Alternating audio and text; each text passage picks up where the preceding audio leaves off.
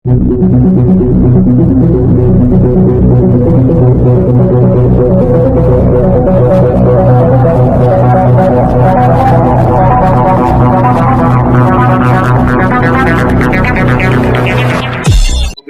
ఈ రోజు మన ఊరికి రావడం జరిగింది. మరి పెద్దలందరూ కూడా ఎందుకు మంచి ప్రభుత్వం అని చెప్పి అందరికి ఎక్స్ప్లెయిన్ చేయడం జరిగింది. మరి 100 రోజుల్లోనే ఎంప్లాయీస్ కి కరెక్ట్ టైం గా జీతాలు ఇవ్వడము, దాంతో పాటు ఈ మెగా డిఎస్సీలు రిలీజ్ చేయడము, మన పత్తికొండలో కూడా ఇక్కడ మనకి జాబ్ మేళా పెట్టాము. ఆ జాబ్ మేళాలో ఒక 60 మంది దాకా ఉద్యోగాలు కూడా తీసుకోవడం జరిగింది. మన ఆధ్వర్యంలోనే చిన్న కంపెనీలు వచ్చాయి. నెక్స్ట్ టైం ఇంకా పెద్ద కంపెనీలు పెట్టి మొత్తము తాలూకా మీదికి ప్రతి ఒక్కరికి కూడా ఇన్విటేషన్ ఇచ్చి చదువుకునే వాళ్ళందరూ వచ్చి అక్కడ ఇంటర్వ్యూలు అటెండ్ కావచ్చు.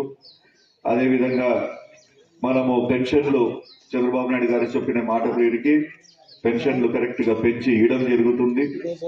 అదేవిధంగా మనకి మేడం గారి అగ్రికల్చర్ దాంట్లో కూడా అప్పుడు ఉండేది, మనకి స్పెషల్ గా కోటా కూడా ఇంక్రీజ్ చేసి ధాన్యాలు కూడా ఇవ్వడం జరిగింది. మరి మనము చెప్పిన ప్రతి ఒక్క దాంట్లో ఒక అడుగు ముందరికేసి పోతున్నాం. మరి ప్రతి ఒక్కరు కూడా తెలిసినది, మామూలుగా ఊర్లో ఉన్న ప్రతి ఒక్కరు కూడా ఈ రోజులో అవగాహన ఉంది. పోయిన గవర్నమెంట్ లో ఉత్త మాటలు లేకపోతే ఆ వైఎస్ఆర్సీపీ నేతల చేతలు చూసాం. మనం ఏదానికి కూడా ఎవరికి కూడా ఒక ఊర్లో ఒకరికి కూడా పనికిరాని పనులు చేశారు.